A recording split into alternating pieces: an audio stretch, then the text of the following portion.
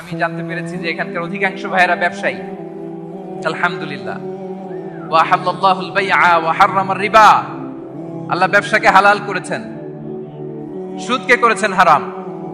সুদের সাথে মুসলমানের কোনো সম্পর্ক নাই।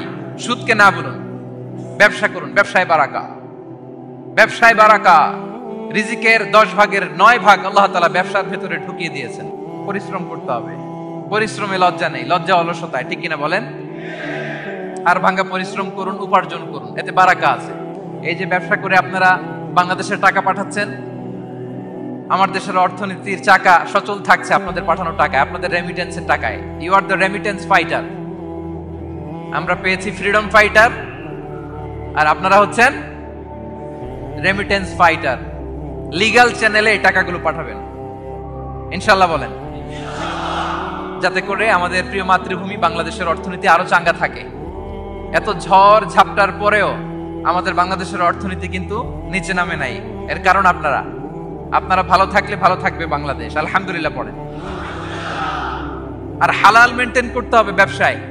হারামের সাথে আমাদের কোনো সম্পর্ক, হারামকে আমরা না বলে দিব। আজকের এই নিজামিয়া কমপ্লেক্স থেকে আমরা হারামকে না বলবো, আওয়াজ করে বলেন নো। হারামের সাথে আমাদের কোনো সম্পর্ক নাই। হালাল, হালালে বারাকা। হালাল অল্প হইলেও এর মধ্যে বরকত ঢুকায় দিয়েছে কে? বিষ্ণু ইসা ইসলাম বলেন, যেই দেহ হারাম খেয়ে বড় হয় ওই দেহ আল্লাহর জান্নাতে যাবে না। লা ইয়াদখুলুল জান্নাতা জাসাদুন গুযিয়া বিল হারাম।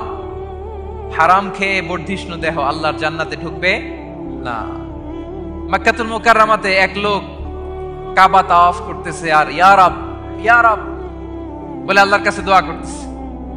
সাহাবারা তো অবাক, এই লোকের দোয়া তো আজকে কবুল হয়ে যাবে, এত আজকের সব সওয়াব নিয়ে যাবে। বিষ্ণু ইসা ইসলাম বললেন, ওয়া মাতআমুহু হারাম। তার ইয়া রাব, ইয়া রাব আর চোখের পানি দেখে তোমরা অবাক হয়েছো, কিন্তু ও যা খায় এটা হারাম খায়। ওয়া মাশরাবুহু হারাম, যা পান করে হারাম। মালবাসুহু হারাম, ওর গায়ের জামাটা হারাম। ওয়া গুযিয়া বিল হারাম, খাবার দাবার সবই হারাম। ফাআন্না ইউস্তাজাবু লাহ, তার দোয়া কেমন করে কবুল হবে? জিহাদের ময়দানে যে সাহাবী সর্বপ্রথম তীর মেরেছেন তার নাম সাআদ ইবনে আবি ওয়াক্কাস রাদিয়াল্লাহু তাআলা।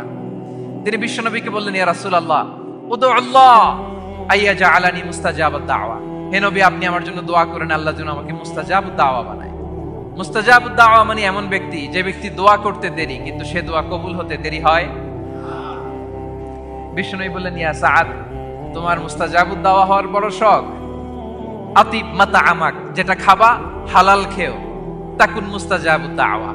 যেটা খাবে হালাল খেও, হালাল খেলেই তুমি মুস্তাজাবুদ দাওয়া। Your food should be halal, your drinks should be halal, your fashion should be halal, your entertainment should be halal. আপনার সব হালাল হইতে হবে।